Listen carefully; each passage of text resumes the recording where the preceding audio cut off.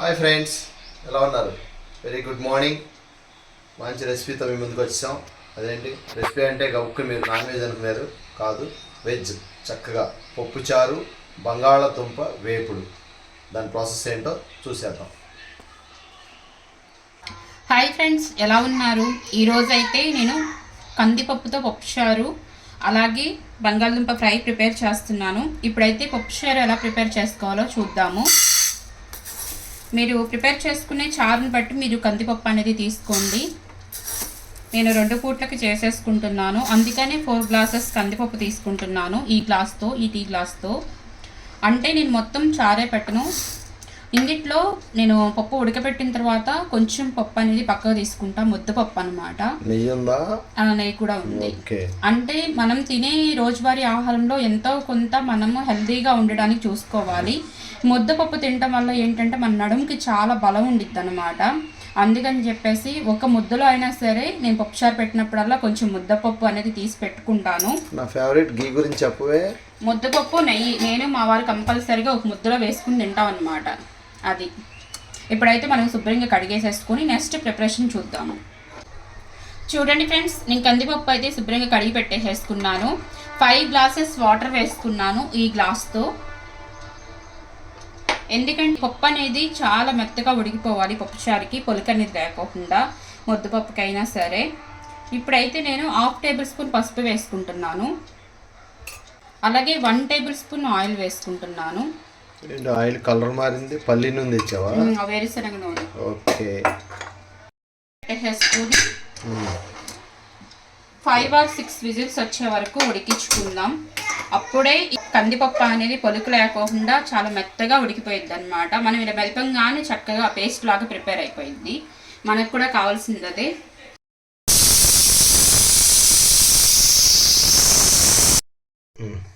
ఇప్పుడైతే పప్పు ఉడికిపోయింది, ప్రెషర్ కూడా పోయింది. ఇప్పుడైతే మనం విజిల్ తీసేసుకుని మూత ఓపెన్ చేసి చూద్దాం. చక్కగా ఉడికిపోయింది పప్పు అయితే, మెత్తగా ఎల్లో కలర్ లాగా వచ్చేసింది. నేను చింతపండు ఒక పెద్ద నిమ్మకాయ సైజ్ అంత చింతపండు అయితే తీసుకున్నాను. ఇది చింతపండు కాదు, చింతకాయలు. ఇది పులుపు ఎక్కువ ఉంటాయి. ఇవైతే కొంచెం కడిగేసుకున్నాను. ఇప్పుడు ఏం చేద్దామంటే కొంచెం ఇందిట్లో ఉన్న వాటర్ ఉన్నాయి కదా, కొంచెం లైట్గా వేసుకుందాం. ఎందుకంటే తొందరగా నానుతుంది అన్నమాట. ఇవన్నీ చిట్కాలా తల్లి? ఓకే. మన ఫేవరెట్ ముద్దపప్పు తీస్తున్నావా? కొంచెం వాటర్ వేసుకుందాం. ఈ లోపల ఈ చింతపండు నానిపోయిద్ది, మనం పప్పు మెదుకునే లోపల. ముద్దపప్పు మెదిపిందా తీస్తావా? ఓకే. మొత్తం మెత్తగా ఉడికిపోయినట్టుందిగా. ఇప్పుడైతే పప్పు మెదిగిపోయింది. ఈ పప్పుకి సరిపడగా మనం సాల్ట్ వేసుకుందాం. మళ్ళీ కావాలంటే లాస్ట్లో వేసుకోవచ్చు. ఎందుకంటే ముద్దపప్పు తీసుకుంటున్నాం కదా, మనకి సరిపడా సాల్ట్ ఉండాలి. ఇది కొంచెం చల్లబడే కొద్ది డ్రై అయిపోతున్నా.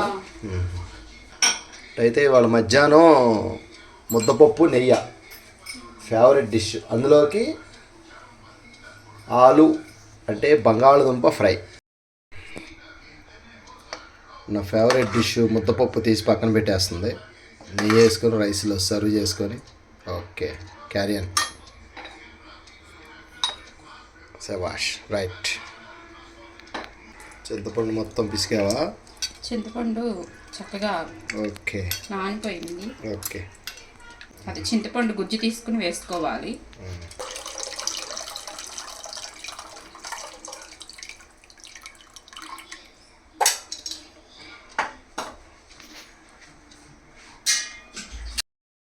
ఇలా చింతపండు గుజ్జు మొత్తం అన్నిట్లో ఎంతైతే గుజ్జు ఉందో అంత గుజ్జు వేసేసుకోవాలి. అంటే మీరు తినే పులుపుని బట్టి వేసుకోవాలి. వాటరా ఎన్ని సుమారుగా అంటే మనం తీసుకునే కందిపప్పు క్వాంటిటీని బట్టి మనం వాటర్ వేసుకోవాలి. సరే, అంటే 2 పూటలుగా కొంచెం ఎక్కువనే పడతాయి. నెక్స్ట్ ఒక 5-6 పచ్చిమిర్చి వేసుకుంటున్నాను, 3 టమాటాలు ఇలాగూ పావు కటింగ్ చేసుకుని వేసుకుంటున్నాను. నేను ఉల్లిపాయలు కూడా తింటాను. ఆనియన్స్ ఇలాగూ చిన్న ఉల్లిపాయలు ఉంటాయి, సాంబారు ఉల్లిపాయలు ఉంటాయి, అవి దొరికితే వేసుకోండి. మాకైతే అవి దొరకలేదు కాబట్టి ఉన్న ఆనియన్ని ఇలా కట్ చేసి వేసుకుంటున్నాము. మెయిన్ ఇంగ్రీడియంట్ కరివేపాకు కొంచెం ఎక్కువ వేసుకోండి, ఎందుకంటే ఈ పప్పుచారులో కరివేపాకు పాత్ర చాలా బ్రహ్మాండంగా ఉండిద్ది. కారం మీరు తినే కారం బట్టి కారం అనేది వేసుకోండి. నేను 2.5 టేబుల్ స్పూన్ కారం వేసుకుంటున్నాను. అలాగే మనం కందిపప్పులో పసుపు వేసుకున్నాము, అదైతే సరిపోయిద్ది. మొత్తం ఒకసారి మిక్స్ చేసుకోవాలి. కొత్తిమీర కూడా వేస్తాను. వేస్తా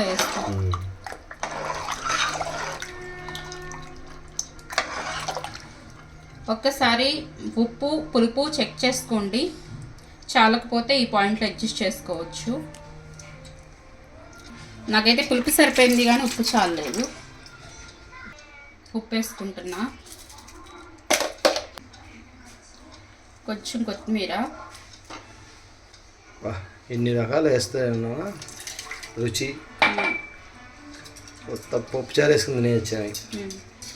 ఇప్పుడైతే పప్పుచారు నేను కలిపేసుకున్నాను. చక్కగా స్టవ్ వెలిగించేసుకొని రంగు రంగులుగా కనిపిస్తుంది. నాకైతే ఈ పప్పుచారు క్వాంటిటీ సరిపోయిద్ది. మరి నిండా పెట్టుకున్న పప్పుచారు మనకి తాగే కొద్దికి పొంగిద్ది కాబట్టి ఆ పొంగింది కింద పడిపోయిద్ది. అందుకని చెప్పేసి నేనైతే సరిపడగా పెట్టుకున్నాను. నాకు ఇదే 2 పూటలకు సరిపోయిద్ది. యాక్చువల్గా ఏంటంటే చిన్న కుక్కర్ ఉండిద్ది, చిన్న కుక్కర్లో పెట్టుకుంటే మాకు 2 పూటలకు సరిపోయిద్ది. కాకపోతే ఇక పెద్ద కుక్కర్లో పెట్టేశాను అనమాట. ఇదైతే సరిపోయిద్ది. ఇది చక్కగా మనకి మరగాలి. పప్పుచారు మరిగిన తర్వాత దీనికి తాలింపు ప్రిపేర్ చేసుకుందాం. నెక్స్ట్ ఏంటంటే ఇది మరిగే లోపల మనం బంగాళదుంప ఫ్రై ప్రిపేర్ చేసుకుందాము. బంగాళదుంప అంటే ఆంధ్ర, ఆలుగడ్డ అంటే తెలంగాణ.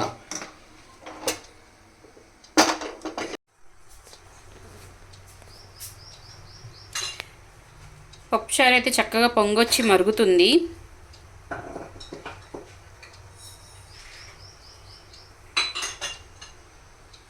పప్పుచారుకి తాలింపు ప్రిపేర్ చేసుకుందాము.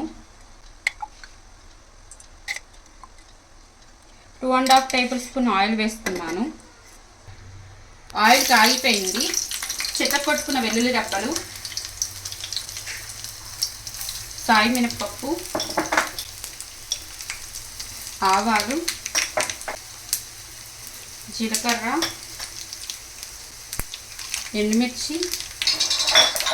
ఎండుమిర్చిని తెలంగాణలో ఏమంటారు తెలుసా?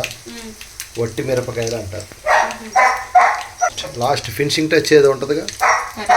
నేను పారిపోయినా దూరంగా. పారిపోతే మరి కనిపించదుగా. కనిపిస్తే మరి నా మీద పడితే సుర్రు అంటుందిగా.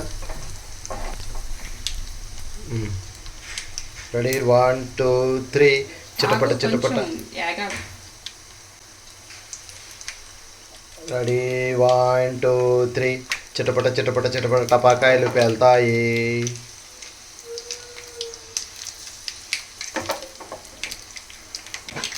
పారిపోండి పారిపోండి పారిపోండి, అందరూ పారిపోండి, అందరూ పారిపోండి పారిపోండి పారిపోండి పారిపోండి. ఓకే, ఇదేది కాలిపేట తయారు చేసుకున్నామమ్మా, భలే ఉంది వెరైటీగా. డిమార్ట్లో కొన్నా. ఓహో, 90 రూపీస్. 90 రూపీస్. ఇప్పుడైతే తాలింపు ప్రిపేర్ అయిపోయింది. చాలా బాగుంది. నేను లాగేసా సౌండ్స్ అది. అది ఆ కుక్కర్కి అయితే సరిపోయేది చక్కగా, చిన్న కుక్కర్కి అయితే. అబ్బా,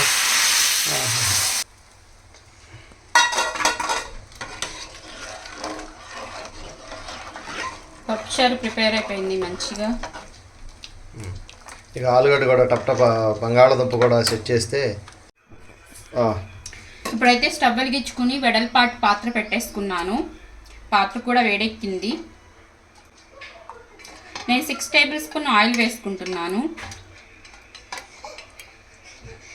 బంగాళదుంప కూరకి ఆయిల్ కొంచెం ఎక్కువే పట్టిద్ది. మా ఆకలేసి కిచెన్ చుట్టూ 10 సార్లు తిరుగుతుంది జమ్ జమ్ అని. సాంబార్ అండ్ ఆలు ఫ్రై కోసం ఎగిరెగిరి గెంతులేసి చూస్తుంది. Elsa Elsa Elsa. ఆయిల్ కూడా వేడెక్కిపోయింది. నేను ఒక 4 వెల్లుల్లి రబ్బలు చితక్కొట్టు వేసుకున్నాను.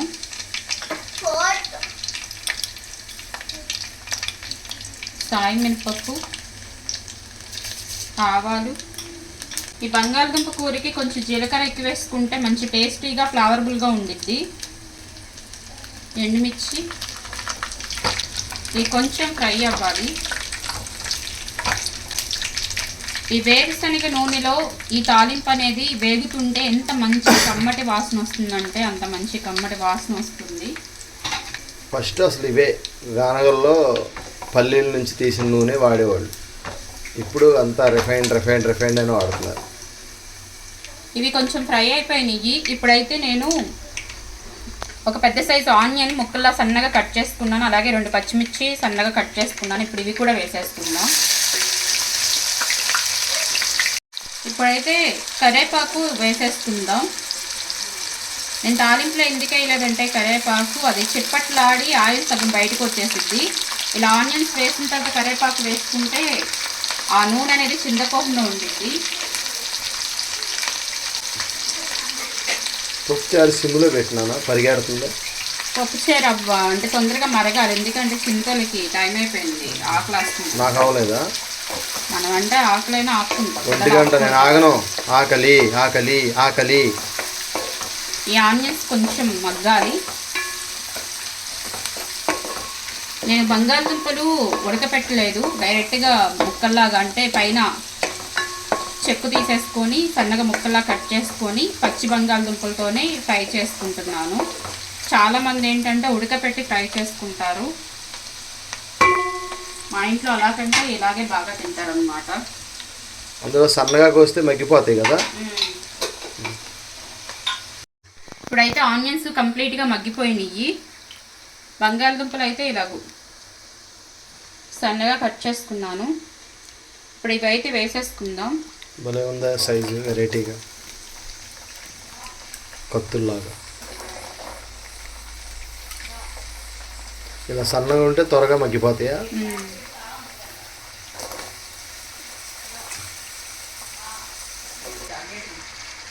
చూస్తారు కదా, నేనైతే కట్ చేసుకున్న బంగాళదుంపల ముక్కలన్నీ వేసేసుకున్నాను. ఇప్పుడైతే ఒకసారి కలిపేసుకుందాం. ఇవి మొత్తం కలిపేసేసుకొని ఒక 2 మినిట్స్ హై ఫ్లేమ్లో పెట్టుకోవాలి. ఈ హై ఫ్లేమ్లో పెట్టుకోవడం వల్ల ఏంటంటే ఈ బంగాళదుంపలు అనేవి అడుగు పట్టకోకుండా ఉంటాయి. ఇప్పుడు పసుపు వద్దాను, తర్వాత వేస్తాను. ఆల్రెడీ చూడండి బంగాళదుంపలు వేయంగానే వాటర్ బయటకు వచ్చింది. ఒకసారి మూత తీసుకుని చూసుకుందాము.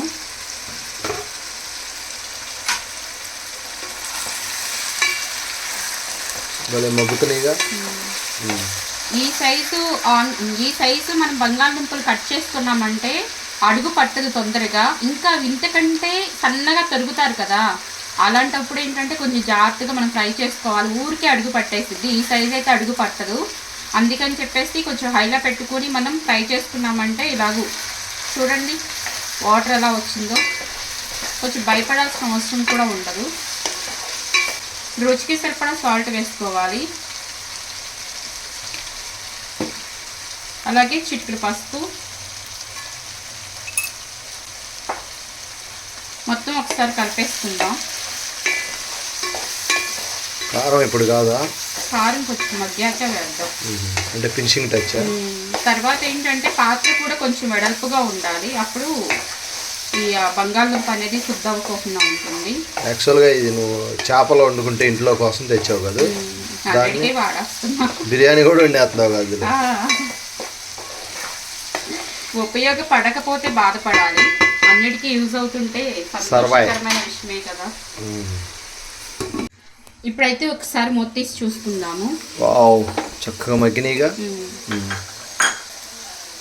2.5 టేబుల్ స్పూన్ కారం వేసుకుంటున్నాను. మీరు తినే కారాన్ని బట్టి మీరు కారం వేసుకోండి.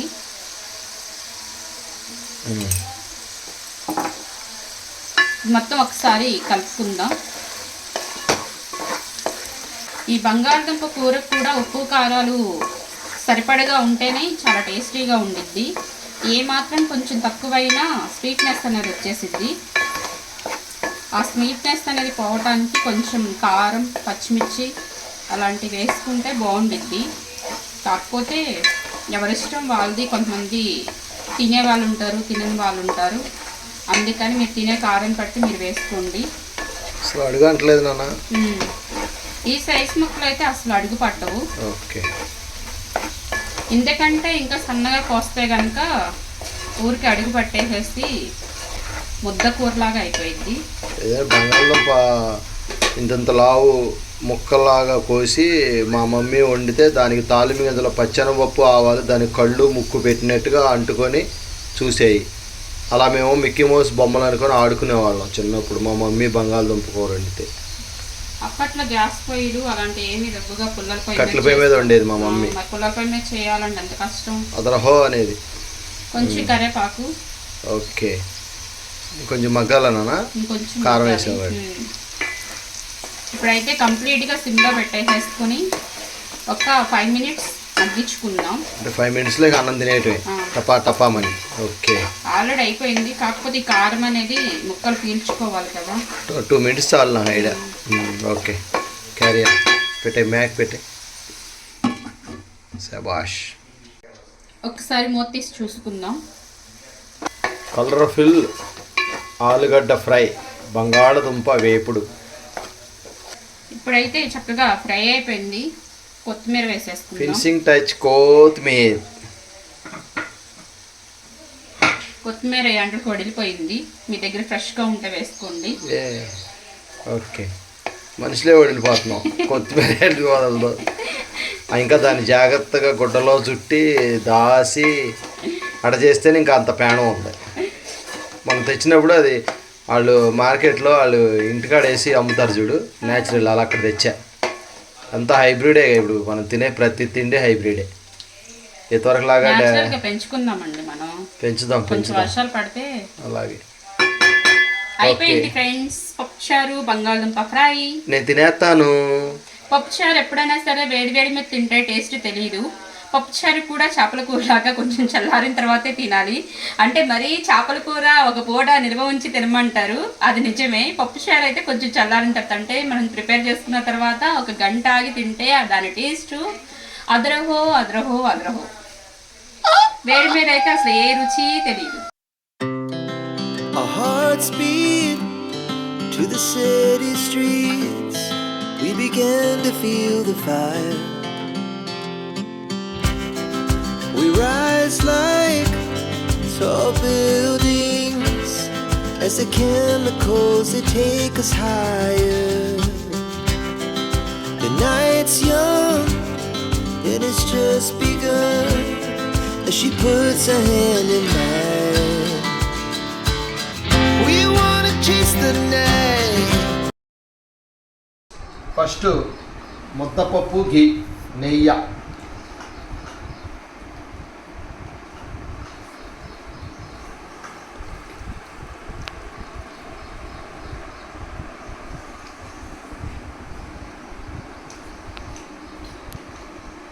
దీని గురించి ఎవరో చెప్పవసరంలా. ఎందుకంటే అందరూ ఫస్ట్ అన్నం తినేటప్పుడు ముద్దపప్పు నెయ్యి, చిన్నప్పుడు అన్నప్రాసన ఇదే పెడతారు. ఓకే. 1 గట్టం ముద్దపప్పు నెయ్యి.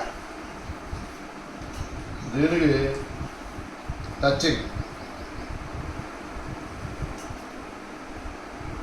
ఆలు ఫ్రై.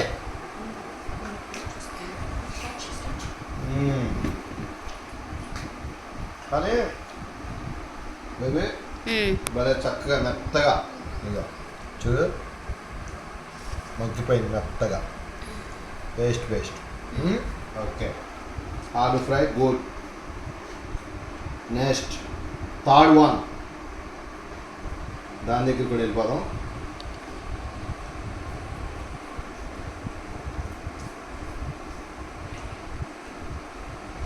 ఆకలి కేకలు వేస్తుంది.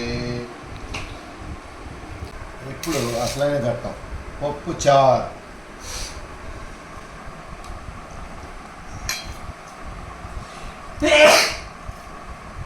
ఈ ఉల్లిగడ్డ ఎతికెతికేసుకుంటాను నేను. అది. తాలింపు గట్టిగా వేసింది మా బేబీ, అందుకని మా బాబు ఇచ్చి ఇచ్చి ఇచ్చి అని తుమ్ముతున్నాడు. కాలుతున్న ఫ్రెండ్స్ ఇది ఉఫ్ఫు ఉఫ్ఫు అని ఊదుకొని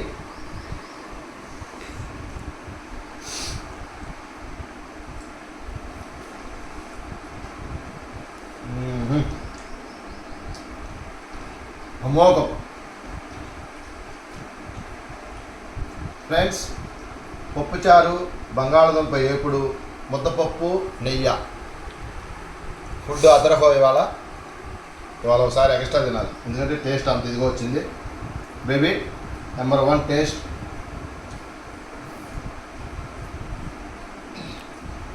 పప్పుచారుతో ఈసారి ఉప్పు చేప.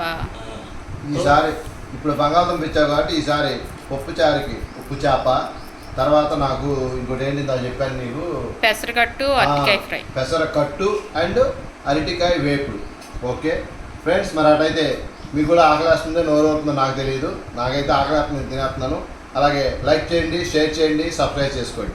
నమస్కారం.